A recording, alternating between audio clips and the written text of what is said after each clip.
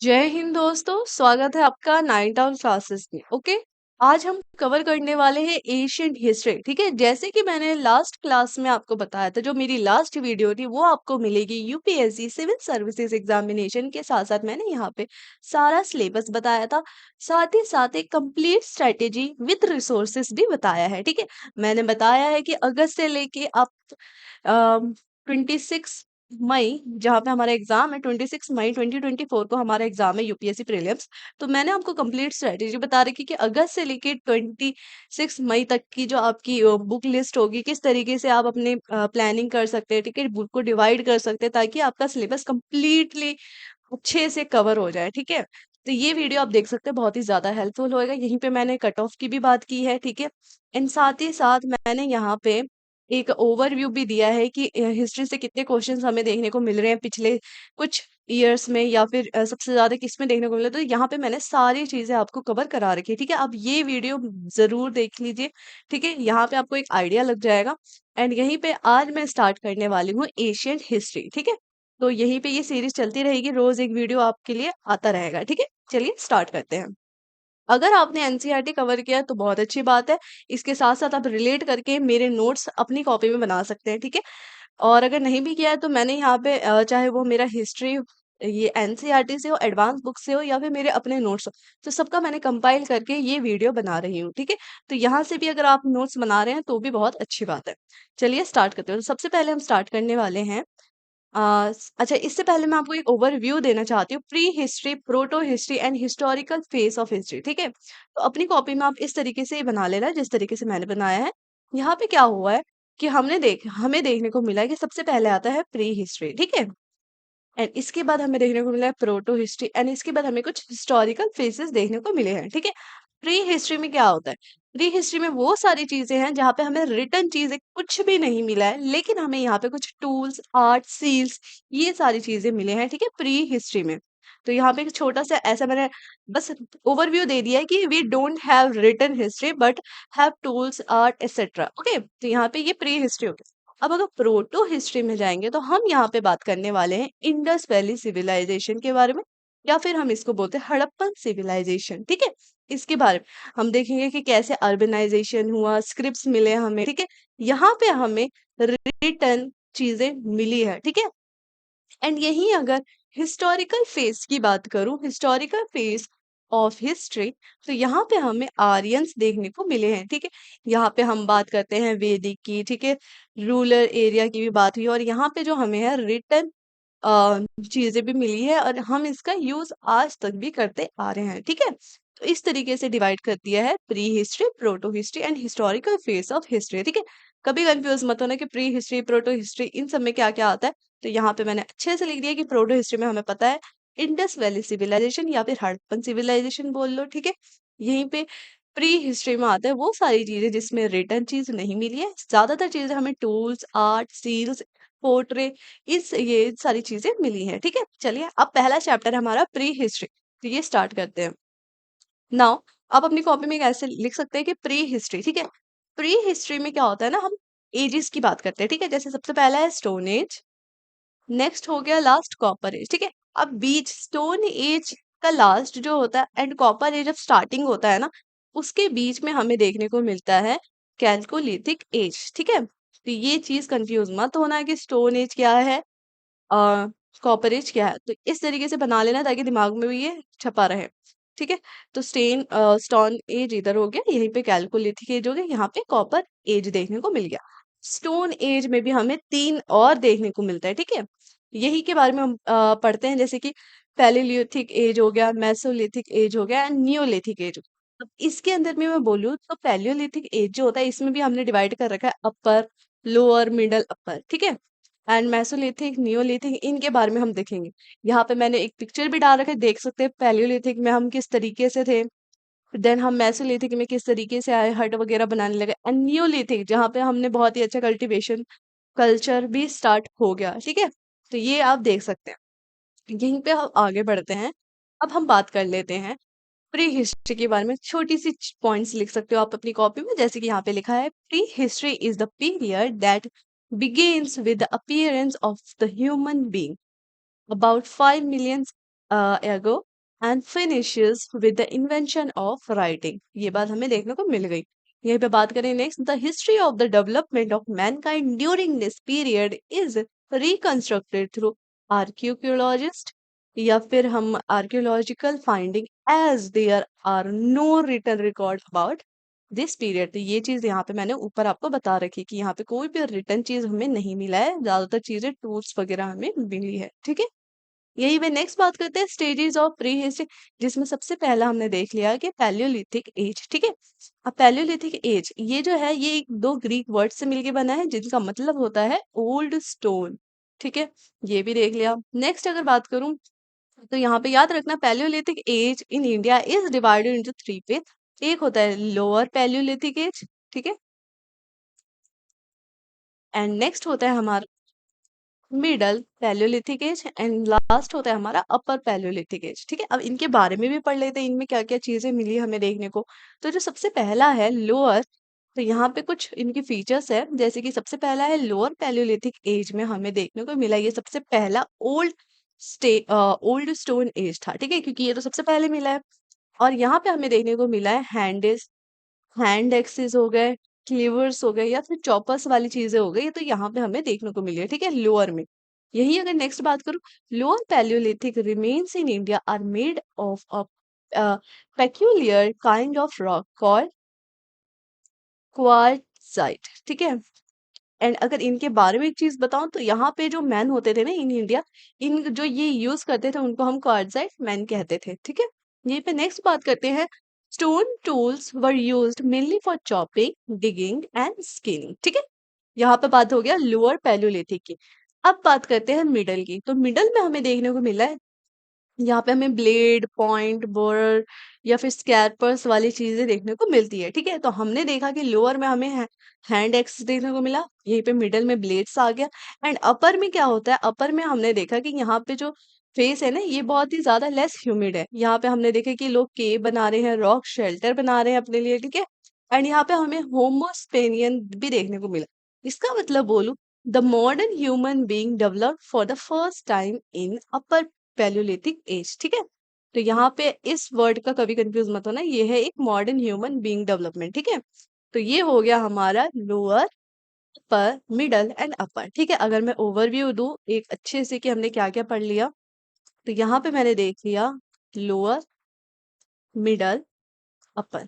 ठीक है, लोअर में देखा मैंने कि हैंड एक्सिस का यूज हो रहा है। ठीक है, यहीं पे मिडल में मैंने देखा हम ब्लेड वगैरह का यूज करने लगे हैं, और यहाँ पे मैं रॉक शेल्टर भी बना रही हूँ। ठीक है, रॉक शेल्टर। ठीक है, एंड अपर में मैंने देखा कि यहाँ पे अब जब इतना कुछ हो गया तो यहाँ पे मुझे मॉडर्न ह्यूमन स्टार्ट दिख रहे हैं। ठीक है, मॉडर्न ह्यूमन बीइंग लिख लो अपने शॉर्ट नोट्स में, कुछ भी अपने हिसाब से जो वर्ड सही लगे वो लिख लो ताकि याद रहे। ठीक है, तो ये चीज मुझे पता चल गई कि पैलियोलिथिक में जो तीन फेजेस है ये मैंने देखा लोअर, मिडल, अपर के बारे में। अब इसके आगे बढ़ते हैं, ये होता है पैलियोलिथिक खत्म। ठीक है, यहाँ पे स्टार्ट होता है मेसोलिथिक। तो मेसोलिथिक में क्या होता है, अब मेसोलिथिक दिखाऊं, अगर ऊपर मैंने ये चार्ट बनाया था, यस ये वाला स्टोन एज में ही है, तो मैंने पैलियोलिथिक को खत्म कर लिया। अब मैं चलती हूँ मेसोलिथिक के बारे में, जहां पे मैंने देख लिया कि यहाँ पे घर वगैरह भी बन रहे हैं। ठीक है, इसके बारे में देख लेते हैं कुछ पॉइंट्स। तो यहाँ पे स्टार्ट होता है सबसे अच्छी चीज, वो होती है हंटर एंड हर्डर्स। ठीक है, तो ये याद रखना, यहाँ पे हंटर्स एंड हर्डर्स स्टार्ट होते हैं, यहाँ पे फोटो देख सकते हो। ठीक है, अगर इसके बारे में बोलूँ तो यहाँ पे कुछ पॉइंट्स गिवन है, जैसे कि it was a transitional period between the Palaeolithic and the Neolithic period of a human history. तो ये हमें बीच में देखने को मिलता है, क्योंकि यहाँ पे पैलियोलिथिक है, यहाँ पे नियोलिथिक है, एंड बीच में मेरा आ जाता है मेसोलिथिक। ठीक है, एंड यही बात करूँ, initially the people of this age subsisted on hunting, fishing and foraging for food. ठीक है, यहाँ पे हमें हंटिंग देखने को मिला है, फिशिंग देखने को मिला है, खाना ढूंढते ढूंढते इन्होंने बहुत सारी चीजें भी इन्वेंट करी।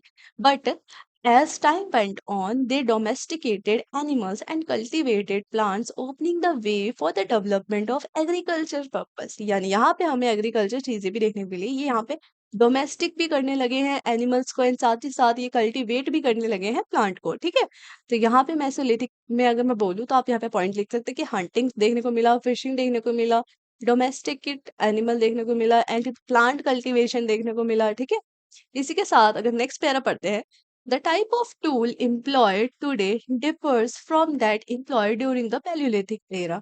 ये बात हमें अच्छे से देखने को मिल रही है। यहीं पे नेक्स्ट पढ़ते हैं।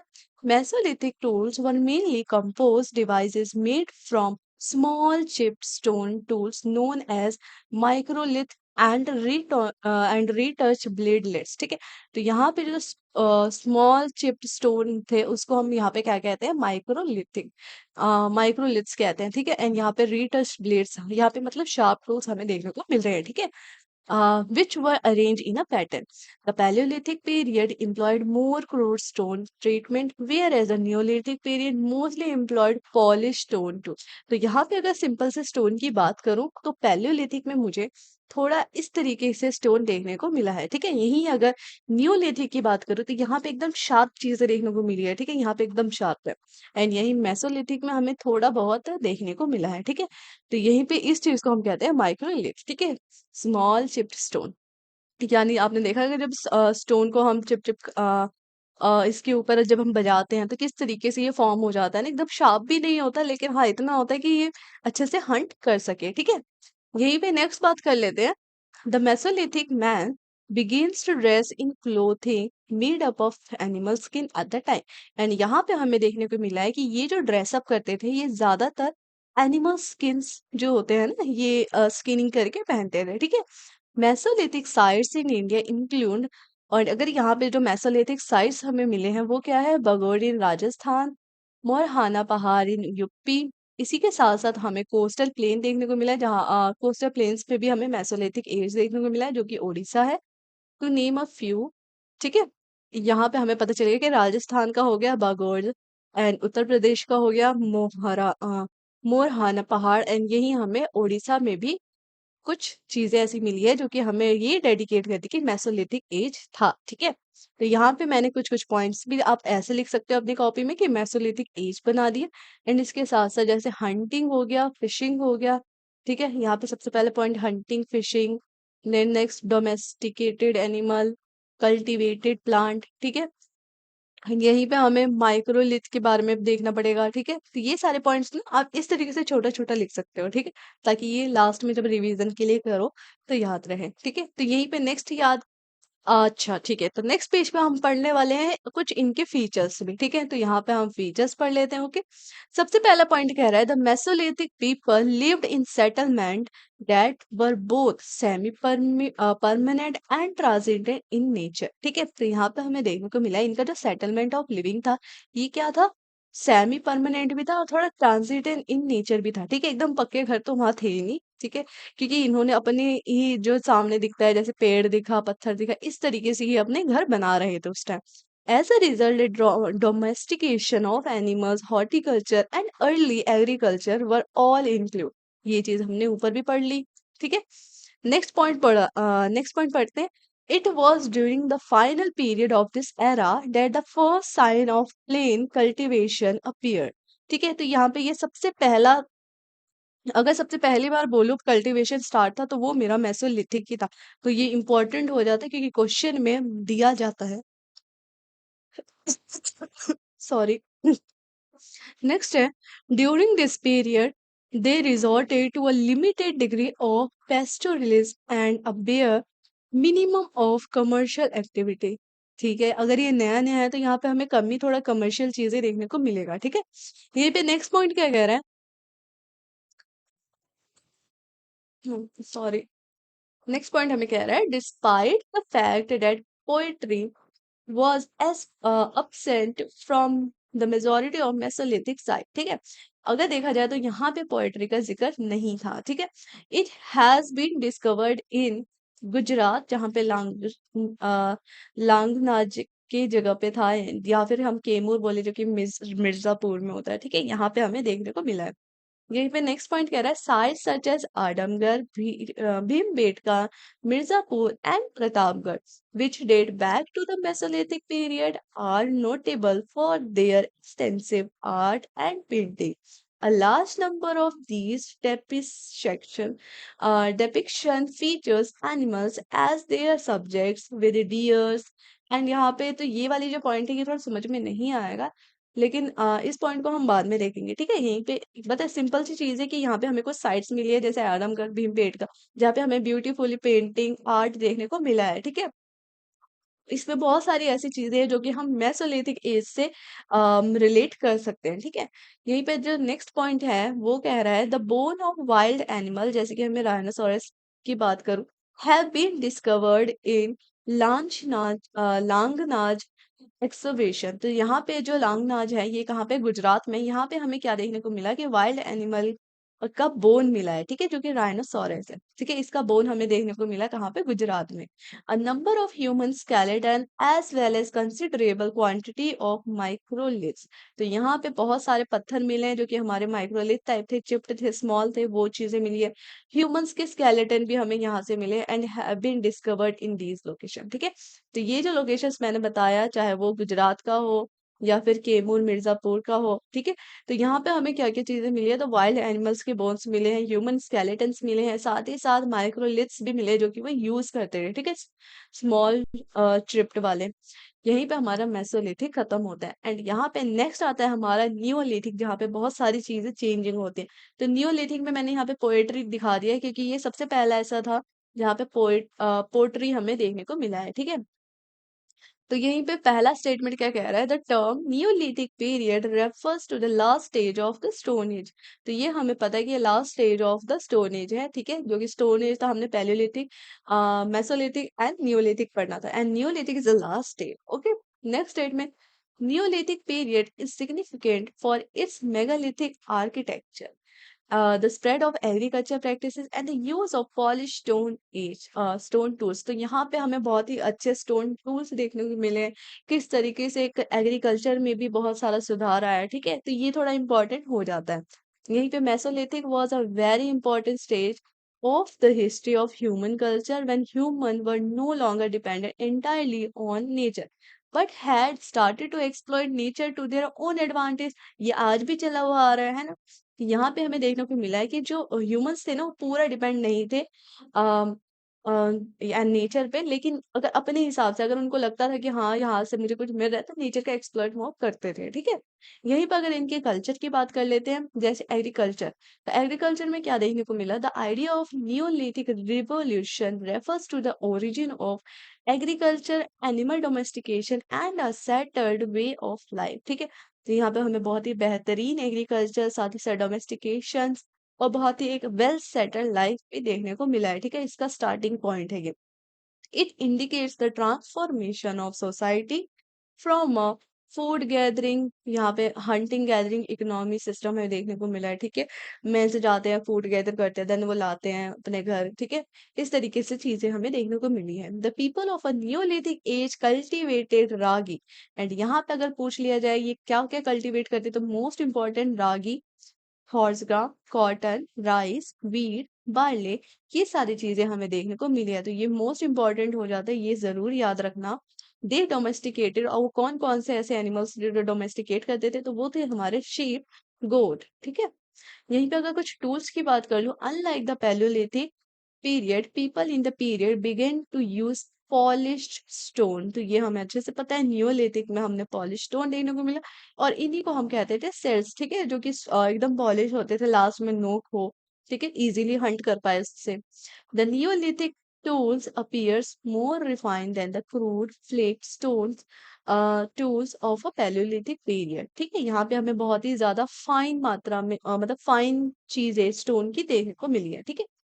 They also use tools and weapon made up of bone, और वो बोन का भी इस्तेमाल करते थे एज अ टूल। नेक्स्ट बात कर लेते हैं उनके लिविंग की। The introduction of domestication of plants and animals leads to the production of large quantity of grains and animal food.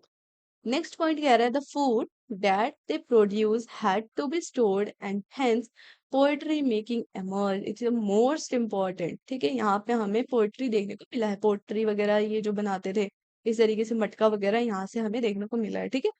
They had to settle in open areas away from caves and thus houses are built, ठीक है। Houses were built। Next point कह रहा है large village develop and permanent residence were built। तो यहाँ पे हमें large areas में घर देखने को मिला है, चाहे वो परमानेंट भी क्यों ना हो। ठीक है, यहीं पर अगर कुछ हाउसिंग की बात करें, the people of neolithic age lived in a rectangular और circular houses with which were made up of mud and reed. तो यहाँ पे जो हाउसिंग थी वो मड एंड रिट से बनी थी, चाहे वो रेक्टेंगल हो या फिर सर्कल हो। ठीक है, इस तरीके से रहता था। The people of Mehrgarh lived in a mud brick houses. जो मेहरगढ़ के लोग थे वो ज्यादातर मड ब्रिक हाउसेस में प्रेफर करते थे रहना। एंड यहीं पे अगर पिट ड्वेलिंग की बात करें तो ये हमें ज्यादातर बुर्जा होम में मिला है। ठीक है, बुर्जा होम में ज्यादातर पिट ड्वेलिंग चीजें रहना मिला है। यहीं पे अगर बात करें जो हमारा बुर्जा होम है ये है कहाँ पे, तो ये हमारा याद रखना कश्मीर में है। ठीक है, तो यहाँ पे हमें पता चल जाता है कि मेहरगढ़ में लोग ज्यादातर मड ब्रिक में रहते थे एंड बुर्जा होम में ज्यादातर पिट ड्वेलिंग में रहते थे। ठीक है, यही पोएट्री की बात कर लो तो यहाँ पे with the advent of agriculture, people were required to store their food grains as well to cooking, arrange for drinking water, eat finished food। तो यहाँ पे देखो कितनी अच्छी चीजें हो गई कि ये जो हमारा जो मटका होता था इनका यूज किस चीज में करते थे। तो यहाँ पे ये लोग इसमें खाना रखते थे। ठीक है, कुछ कुछ चीजें होती थी जहाँ पे पोएट्री में ये लोग यूज करते थे, खाना बनाने के लिए भी यूज करते थे, पानी भी रखते थे। ठीक है, एंड जो हमारा फूड ग्रेन होता था यानी अनाज चावल जो भी ये बना रहे हैं उगा रहे हैं, ठीक है, ये सारी चीजें भी स्टोर करके भी रखते थे। ठीक है, तो मतलब दिमाग कहाँ से कहाँ तक पहुंच गए यहाँ पे। As a result pottery first appear in the neolithic age, ये हमने पढ़ लिया। नेक्स्ट बात कह रहा है the pottery of the period was classified under grey ware, black burnished ware and a mat impressed ware. तो कभी कभी आता है कि क्वेश्चन में पूछा जाता है कि यहाँ पे हमें रेड ग्रे वेयर मिलता है या फिर ब्लैक ग्रे वेयर मिलता है या फिर grey ware black burnished ware. तो ये सारी चीजें याद रखना, यहाँ पे हमें grey ware black burnished ware देखने को मिला है। ठीक है, यहीं पे इनके आर्किटेक्ट की बात करूं तो यहाँ पे नियोलिथिक जो है ना ये बहुत ही ज्यादा सिग्निफिकेंट फॉर मेगालिथिक कल्चर। ठीक है, मेगालिथिक कल्चर एंड मेगालिथिक है क्या, यानी यहाँ पे हमें बहुत ज्यादा लार्ज स्टोन वाली चीजें देखने को मिली है। ठीक है, the word is use to refer any huge human build or assemble structure or collection of stones or boulders. यानी यहाँ का जो आर्किटेक्चर था यानी यहाँ पे बड़े बड़े स्टोन्स की चीजें देखने को मिली है। ठीक है, यहीं पर अगर इनकी कम्युनिटी लाइफ के बारे में बात करूं further, the surplus food production was one of the main factor for the development of early urban culture at a later context. Also neolithic people had common right over property. Okay, यहाँ पे हमें common right देखने को मिला है। ठीक है, over property and यहीं पे हमें सेटल्ड लाइफ भी बहुत ही अच्छे से देखने को मिला है। ठीक है, अगर इतनी सारी चीजें हैं तो सेटल्ड लाइफ होना अच्छी चीज है। ठीक है, यहाँ पे मतलब होगा ही होगा, ये तो कॉमन सी बात है। यही नेक्स्ट बढ़ते हैं, अब हम पढ़ लेते हैं कैलकोलिथिक पीरियड की। ठीक है, मैंने यहाँ पे जो अभी कवर किया ये मेरा लास्ट स्टोन एज कवर हुआ है। ठीक है, स्टोन एज अगर मैं ऊपर चलते हैं जहाँ पे हमने समझाया था, अच्छा ये वाला पॉइंट, तो यहाँ पे हमने कवर कर लिया स्टोन एज को। ठीक है, अब स्टोन एज के बाद यहाँ पे है chalcolithic age and copper age. ये दोनों सिमिलर बिकॉज ये लास्ट है ना, यहीं से स्टार्ट होता है तो यहाँ पे ज्यादा डिफरेंस नहीं है इन दोनों में। तो पहले कैलकोलिथिक एज पढ़ लेते हैं। अगर इस पूरे इसका पीडीएफ चाहिए ना तो टेलीग्राम चैनल ज्वाइन कर सकते हो। ठीक है, यहाँ पे मैं पीडीएफ अपलोड कर दूंगी, लेकिन अगर सामने सामने नोट्स बना रहे हो तो ज्यादा अच्छी बात है क्योंकि हैंड रिटन नोट्स बहुत ही फायदेमंद होता है। ठीक है, और समझ भी आता रहेगा कि छोटे छोटे पॉइंट्स आपने बनाए कि क्या पढ़ाया था। यहीं पे अब स्टार्ट करते हैं हम कैलकोलिथिक एज। तो ये जो है जहाँ पे हम एंड करते हैं न्यूलिथिक एज का, वहीं से स्टार्ट हो जाता है हमारा कैलकोलिथिक एज। तो यहाँ पे सबसे पहला पॉइंट यही बता रहा है with the end of the neolithic as several culture started using metal mostly copper and the lower grade bronze. तो यहाँ पे हमें देखने को मिला है कॉपर ब्रॉन्ज मेटल्स वाली चीजें। ठीक है, तो ये याद रखना, यहाँ पे कॉपर ब्रॉन्ज वाली चीजें देखने को मिला है। The culture based on the uses of copper and stones were termed as chalcolithic, meaning stone copper face। ठीक है, तो इसलिए इसका नाम है कैलकोलिथिक बिकॉज यहाँ पे जो यूज होता था वो ज्यादातर कॉपर एंड स्टोन चीजें यूज होती थी। ठीक है, एंड इसका सिंपल मीनिंग बोलो तो स्टोन कॉपर फेस भी इसे हम कह सकते हैं। The term chalcolithic mean copper and stone और कॉपर एज। ठीक है, तो इसी चीज को अगर मैं आगे ले जाऊं तो इसको मैं कॉपर एज भी बोल सकती हूँ। It is known as a fad it is known as the eneolithic और एनियोलिथिक, ठीक है। इनियोलिथिक या फिर एनियोलिथिक भी इनसे कहते हैं, कभी कंफ्यूज मत होना अगर ये दोनों वर्ड भी दिख जाए।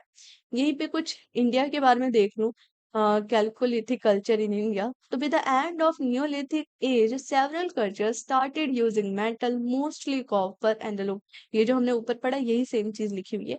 इन India the spend around 2000 BC to 700 BC, यहाँ पे हमें देखने को मिला है कैलकुलेटिक एज इन दोनों पीरियड में, ठीक है, इन दोनों के बीच। This culture was mainly seen in pre-Harappan phase, but at many places it extended to post-Harappan phase too. तो प्री हड़प्पन से लेके ये जाता है पोस्ट हड़प्पन तक भी हमें चीजें देखने मिली हैं, ठीक है। The people were mostly rural and live near hills and river, ठीक है। ये ज्यादातर कहाँ रहते थे, रिवर एंड हिल्स पे रहते थे। ये भी एक अच्छी चीज थी क्योंकि रिवर के आसपास पानी है, वहां पे हमें फिशेस देखने को मिलते हैं, तो ये भी यहाँ पे साइड में रहना एक अच्छी चीज ही मान मतलब बेनिफिशियल ही है इनके लिए, ठीक है, कि खाने को भी चीजें मिल जाती थी। और सामने अगर हिल्स है तो वहां पे बहुत सारी चीजें, फल फ्रूट्स चीजें हमें देखने को मिल जाती थी, चाहे वहां पे एनिमल्स भी देखने को मिल गई खाने के लिए, ठीक है, हंटिंग के लिए, पर्पस के लिए। तो ये सारी चीजें बेनिफिशियरी थी, ठीक है। यहीं पे नेक्स्ट बात करते हैं इनकी characteristics of the culture in. तो यहाँ पे अगर पोएट्री की बात करूँ तो यहाँ पे पोएट्री कैसे मिलती है, अ main identifying characteristics of a Chalcolithic period is Polychrome painted poetry. तो ये याद रखना अगर पूछ लिया जाए कि पॉलीक्रोम पेंटेड पोएट्री हमें मेसोलिथिक में मिलता था तो वो स्टेटमेंट गलत हो जाएगी, और ये हमें कहाँ मिलता था, कैलकोलिथिक में मिलता था। क्वेश्चन इसी तरीके से आता है, जो ये छोटे छोटे चीजें होती है इन पे हम ध्यान देते नहीं है, क्वेश्चन में हमें देखने को मिलता है कि अगर वहां पे लिखा रहता है कि पॉलीक्रोम पेंटेड पोएट्री चलो नियोलिथिक में मिलता था तो हमें लगेगा पोएट्री तो नियोलिथिक से स्टार्ट हुआ है तो वहीं मिलता होगा, लेकिन ये स्टेटमेंट गलत हो जाता है। क्यों? क्योंकि हमने पढ़ लिया कि ये कैलकोलिथिक पीरियड में मिलता है, ठीक है। तो ये याद रखना। यहीं पे नेक्स्ट बात करूं, ceramic forms found on Chalcolithic sites include fenestrated poetry, and यहाँ पे एक fenestrated poetry की भी जिक्र है जो कि हमें ceramic form जो फाउंड हुआ था कैलकोलिथिक साइट्स में, ठीक है। यहाँ पे हमें फेनिस्ट्रेटेड पोएट्री देखने को मिला, पॉट्स देखने को मिला and open cut into the walls, ठीक है। ये सारी चीजें देखने को मिली। ये हो गया इंपॉर्टेंट। नेक्स्ट बात कर लेते हैं इनके डोमेस्टिकेशन ऑफ एनिमल के बारे में, ठीक है। Farmers typically raised domestic animals such as sheep, goat, cattle, and pigs in a diet supplemented by hunting and fishing. Okay. Next point कह रहा है milk and milk by-product were important as were fruit trees. ठीक है। And fruit trees में ये ज्यादातर चीजें olive, fix, ये वाली चीजें मिलती थी इनको, ठीक है। तो जहाँ पे मिल्क भी इंपॉर्टेंट था, फ्रूट्स भी इंपॉर्टेंट था, मीट्स भी इंपॉर्टेंट थे, ठीक है। नेक्स्ट बात करते हैं एग्रीकल्चर की। The major crop cultivated were barley and wheat, lentil, bajra, jowar या फिर ragi, millets, green pea, green and black gram, ये सारी चीजें हमें कल्टीवेट एग्रीकल्चर में देखने को मिली है, ठीक है। Traces of rice culture were also find, rice culture देखने को मिला और इसके बारे में हम हड़प्पन सिविलाइजेशन में भी पढ़ेंगे। This shows there that their food included fish and rice, यहाँ पे फिश एंड राइस भी देखने को मिला है। Eastern India produce rice and western India produce pulse, यानी ईस्टर्न यहाँ पे हमें राइस देखने को मिला है, ओके। एंड यही अगर वेस्टर्न की बात करो तो यहाँ पे बार्ले देखने को मिला, एंड यही आज भी हमें देखने को मिला बिकॉज यहाँ का लैंड ही उस तरीके से कल्टिवेटेड है कि राइस के लिए वो सुटेबल है, ठीक है। तो ये चीजें वही बताओ, ये चीजें कैलकुलेटिव एज से ही समझ आ रही है। यहीं पे houses and burial state styles की बात करूँ, यानी किस तरीके से लोगों को दफनाया जाता था, ठीक है। Houses built by calculative farmers were constructed of stone and mud brick. अगर इनके हाउसेज की बात करूँ तो यहाँ पे हमें स्टोन और इनके साथ साथ मड या फिर मड ब्रिक्स बोल लो, तो ये सारी चीजें या फिर स्टोन में होती थी या फिर मड ब्रिक में होती थी, ठीक है। यहीं पर अगर एक करेक्टरिस्टिक्स की बात करूँ तो one character pattern is a chain building and a row of rectangular houses connected to one another by shared party walls on the short end. तो ये बहुत ही अच्छी बात है, चाहे हम रेक्टेंगल हाउसेस की बात करें तो यहाँ पे ये था कि एक चेन के साथ बिल्डिंग थी, ऐसा नहीं था कि एक इधर है एक इधर है एक इधर, मतलब एक पैटर्न में हमें यहाँ पे हाउसेस देखने को मिला है। बोरियल्स varied widely from group to group, from single interments to a jar burial to small box shape over ground ossuary and even rock cut tombs भी हमें देखने को मिला है। चाहे वहाँ पे स्मॉल बॉक्स की बात करें या फिर रॉक कट टॉम की बात करें, तो यहाँ पे हमें जो दफनाने वाली चीजें होती थी इस प्रकार से भी देखने को मिली है। ठीक है, यहीं पे अगर टूल्स एंड वेपन की बात करें तो यहाँ पे तो हर चीज एकदम शार्प हो गया होगा, यानी metal such as copper and its alloy were use to make knifes. ठीक है, ये आपने देखा होगा चाकू कितने अच्छे धारियों में मिलते हैं, एक्सेस, फिनिशिंग हुक्स, ये सारी चीजें हमें यहाँ पे देखने को मिली। यहाँ पे पिन भी देखने को मिला है, रॉड भी देखने को मिला है। ठीक है, यहीं पे अगर आर्ट एंड क्राफ्ट की बात करूँ, पीपल ऑफ कैल the people of chalcolithic age were expert copper smiths, iron carvers, lime makers and terracotta artisans. Terracotta artisans आगे पढ़ेंगे, देखने को मिलेगा। एंड यहाँ पे बहुत सारी चीजें डेवलप हो गई थी। ठीक है, एंड यहाँ पे जो लोग थे इनको हम कॉपर स्मिथ भी कहते थे, बिकॉज यहाँ पे ये कॉपर स्मिथ इतने एक्सपर्ट थे। ठीक है, यहीं पर अगर ऑर्नामेंट्स की बात करें तो वो ऑर्नामेंट्स हमारे यहाँ पे देखने को मिला है, चाहे वो अगेट हो, जेस्पर हो, ये जो ग्रीन टाइप स्टोन्स होते हैं, आप एक बार नेट पे सर्च करना, तो ग्रीन टाइप स्टोन जो कि आज भी शो में है। ठीक है, ग्रीन टाइप स्टोन हो गया, ब्लैक, थोड़े अलग कलर के जो स्टोन्स होते हैं उनके ऑर्नामेंट्स भी देखने को मिले। इसी के साथ साथ people had knowledge of spinning and weaving. यहाँ पे स्पिनिंग एंड वीविंग की भी बात हो रही है, तो ये भी इंपॉर्टेंट हो जाता है। यहाँ पे flax cotton silk thread is found from sites in Maharashtra, तो यहाँ पे कॉटन सिल्क थ्रेड्स ये सारी चीजें भी देखने को मिला है। ठीक है, तो यहाँ पे कैलकोलिथिक मतलब आप देख सकते हैं कि नियोलिथिक के जैसे नियोलिथिक का एंड या उस तरीके में किस तरीके से कैलकोलिथिक एज स्टार्ट हो गया। ठीक है, मतलब कितना अच्छे से आगे दुनिया चलती गई। यहीं पे कुछ चीजें ये हो जाती है कि जॉर्वे कल्चर, अहार कल्चर, हड़प्पन मतलब जोधपुर कल्चर, ये सारी चीजें जो होती है ना, ये हमें कैलकोलिथिक में देखने को मिलता है। ठीक है, hence it was a period before it was discovered that by adding tin to copper one would create bronze. यहाँ पे ब्रॉन्ज, कॉपर, ये सारी चीजें तो याद रखना है, बिकॉज यहाँ पे हमें देखने को मिला है, इससे चीजें भी बनते हुए देखने को मिली है। ठीक है, एंड अगर नेक्स्ट बात करूँ तो यहाँ पे मैंने कॉपर एज के बारे में थोड़ा सा डिफरेंट या सेम ही है, क्योंकि कैलकोलिथिक एज ही में मान लो, तो यहाँ पे बस कुछ पॉइंट्स मैंने लिख लिए, ये सेम ही कैलकोलिथिक एज के लिए भी है, मतलब उसी से रिलेटेड है। तो यहाँ पर अगर पहला पॉइंट देखें तो कैलकुलेटिव पीरियड जिसको हम कहते हैं कॉपर एज। ठीक है, it describe a transitional period in human prehistory between a neolithic and इसके साथ साथ ब्रॉन्ज एज। ठीक है, नेक्स्ट बात करें तो it is characterised by the both stone tools and the beginning of a metal working specialising the utilisation of copper. Next point कह रहा है one of the defining characteristics of this period is the simultaneously uses of stone tools and early metals object, primarily copper. In India, it spanned around 2000 BC to 700 BC। ये सारे points वही है जो कि अभी हमने ऊपर पढ़े हैं। ठीक है, बस मैंने इसको एक ऐसा टॉपिक मतलब कॉपर एज पे एक अलग टॉपिक ऐसे बना के आपको शो कर दिया है। ठीक है, यहाँ पे हमारा ये जो चैप्टर 1 था प्री हिस्ट्री पूरा कवर होता है। ठीक है, अगर मैं सिंपल सिंपल पॉइंट बताऊं तो हमने क्या क्या पढ़ा, यहाँ पे लिख सकते हैं। सबसे पहले हमने बात की, हमने देखा कि यहाँ पे है स्टोन एज। ठीक है, यहीं पे हमने देखा कॉपर एज, लेकिन कॉपर एज भी वही है जो कि हमारा कैलकुलेटिक एज था, बस मैंने यहाँ पे आपको कैलकुलेटिक एज लिखा दिया था, कैलकुलेटिक एज। ओके, इस तरीके से मतलब ये दोनों सिमिलैरिटी है, क्योंकि इसमें कोई ज्यादा चेंजेस नहीं है, जहां से ये होता है यहीं से कॉपर एज भी इसे हम कहते हैं। ठीक है, यहीं पे stone age, and stone age में हमने पढ़ा तीन चीज आते हैं, एक होता है पैलियोलिथिक, एक होता है मेसोलिथिक, एक होता है नियोलिथिक। ठीक है, एंड पैलियोलिथिक में भी मैंने तीन चीजें पढ़ाई, एक था लोअर, मिडल, अपर। ठीक है, लोअर जहाँ पे हमें हैंड एक्सिस देखने को मिला, मिडल जहाँ पे हमें थोड़ा चिप यानी माइक्रोलिथ देखने को मिला। यहीं पे अगर अपर की बात करो तो अपर में थोड़ी शार्प चीजें स्टार्ट हो गई। ठीक है, यही नेक्स्ट बात करें मेसोलिथिक की, तो मेसोलिथिक में हमने देखा कि यहाँ पे हंटिंग स्टार्ट हो गई। ठीक है, कल्टीवेशन के लिए थोड़ी चीजें स्टार्ट हो गई, फिशिंग स्टार्ट हो गई, फूड गैदरिंग स्टार्ट हो गया, तो इस तरीके से लिख सकते हो, फिशिंग हो गया, फूड गैदरिंग हो गया। ठीक है, तो ये सारी चीजें हमें यहाँ पे देखने को मिली।